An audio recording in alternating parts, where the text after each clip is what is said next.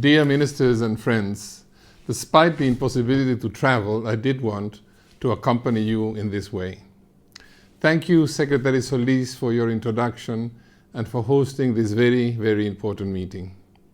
And thank you very much for inviting me to present the report, Accelerating a Job-Rich Recovery in G20 Countries, Building on Experience. We have benefited greatly from the substantial contributions in data, knowledge and experience offered by our colleagues at the OECD. Thank you so much for that, and I want to thank Secretary General Gurria for making your team available and working together. I do not intend to deal with all the technical issues in the report and the supporting papers, but rather select a few key data and conclusions that we might draw to intensify efforts to put quality work at the heart of the recovery as agreed to by leaders in Pittsburgh. So 3 data sets to begin with. First, we estimate that overall G20 policy responses will have created or saved 21 million jobs in G20 countries by 2010, as a result of both discretionary policy measures and the workings of automatic stabilizers. The policy conclusion is that strong, counter-cyclical policies are working. They are mitigating the rise in unemployment and helping people through the crisis by expanding social protection measures. As we know, the scale and the extension of this policy approach is innovative. It is basically different in many respects from that applied to previous financial crises. Second, unemployment increased almost everywhere, especially for youth, but the crisis impacted countries' economies and labor markets differently. We now have the highest level of world unemployment ever recorded, and this is just the tip of the iceberg. If we include discouraged workers, informal employment, and involuntary part-time work, it is of course much higher. As the slide shows on the top line, in 2009, there were 3 broad country groupings in terms of increases in unemployment: moderate, strong, and very strong. For GDP, the vertical line down, you have some countries with slower but positive growth, and others with moderate, strong, and very strong shock or contraction. So, in some countries, output fell sharply, but unemployment did not increase so markedly. And in others, output fall was relatively mild, but the unemployment increase was high. And you have a number of cases in between, as you can see. Several countries managed to avoid an actual fall in output, although not an increase in unemployment, and only one avoided a fall in both. So why these differences? Let me mention 3 areas. Countries were differently placed going into the crisis. In some, the solidity of the banking system permitted national credit flows to continue. Others had fiscal policy space to launch large-scale stimulus measures, others less so. B. The intensity of the external impact varied by country. Sharp international credit squeeze, fall in exports, and inward investment or remittances, or a combination of all of these factors. And C. Policy options make a difference. And this is the major focus of the report and other documents before you, with many examples of successful policies in all countries. This period has been one of activism and experimentation, balancing the choice of policies on the basis of national realities, priorities, institutional capacities, and resources has proven to be the key policy challenge for everyone. But one thing is clear: no one-size-fits-all solutions, and integrated policy packages work best. Third, a job-rich recovery is not yet in sight. Although most G20 countries have positive growth projections for 2010, unemployment is forecast to increase or at best not fall. The central policy issue facing all countries is to find a policy combination for 2010 and beyond that reduces the time lag between output growth and employment creation in socially acceptable ways. For many countries, reinforcing social cohesion is central, and this is what the ILO Global Jobs Pact is about. Countries with a fast-growing young labor force have the additional challenge of many new entrants to the labor market looking for jobs, as well as re-employing those who lost jobs in the recession. In that framework, let me mention some policy evolutions as a result of the crisis with longer-term impact that seem important from an ILO perspective. The role and legitimacy of social protection has grown significantly. There is a growing consciousness of its triple benefits. It protects people from becoming trapped in debilitating poverty.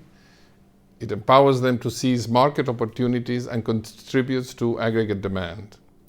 Some countries are already planning to progressively put in place and expand a comprehensive and fiscally sound basic floor of social protection as a regular component of overall economic and social policies.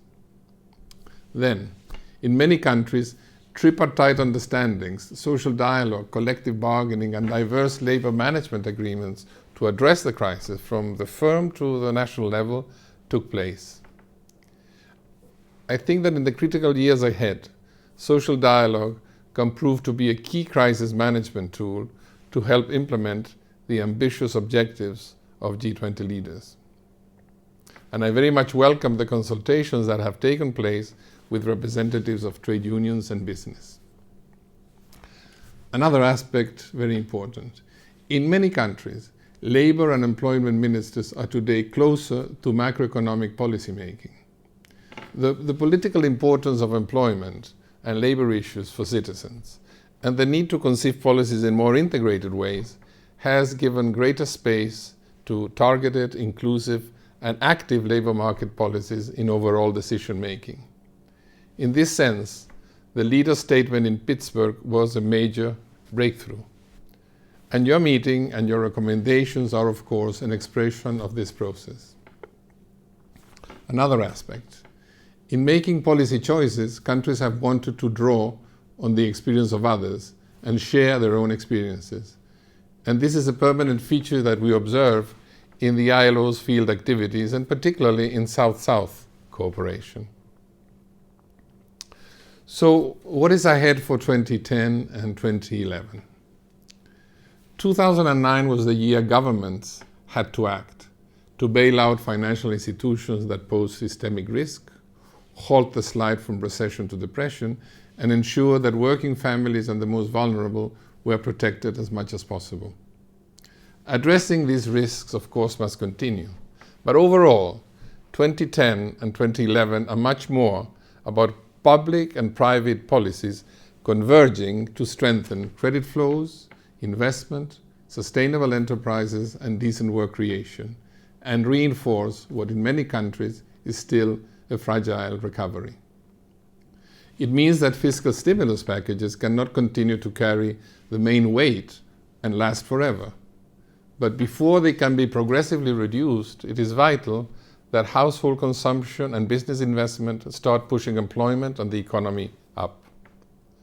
The faster the pickup in employment, the more buoyancy will there be in tax revenues, and unemployment-related expenditures will naturally fall.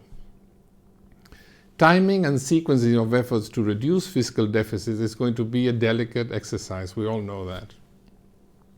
The contribution of employment and labor ministers can be very important to highlight those dimensions of fiscal policy that seem to favor most job creation in the real economy. But longer term, it's about putting in place a strong framework for balanced and stable growth. And this calls for many converging objectives in different policy fields. Beyond the exclusive labor market issues of the report, there are some closely related emerging issues to look at in which international reflection, coordination, and cooperation will be essential. Some examples. Establishing a much closer relation between labor market developments and macroeconomic policy than we've had in the past.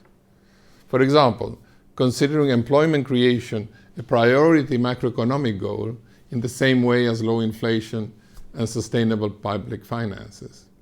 As Dominique Strauss-Kahn has said, and I quote him, macroeconomic policy can pursue different objectives at the same time. Another aspect, increasing the employment intensity of growth. In labor markets, this means hitting the right balance between productivity, employment, and wages growth. This can lead to an income-led growth pattern that leaves behind debt-driven consumption and investment models.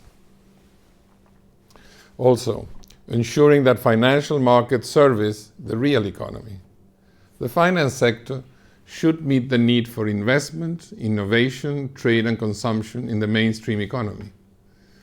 So, adopting financial policies and regulations which encourage resource flows and allocations, including development cooperation, towards longer-term productive investments by sustainable enterprises is key.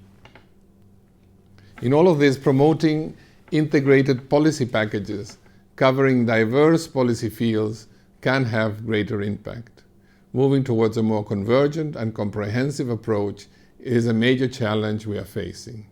And encompassing all of this, moving towards a fairer, greener, more sustainable globalization is also a part of the future reflection. So, to finish, let me quote the leaders in Pittsburgh. They certainly showed great policy decisiveness.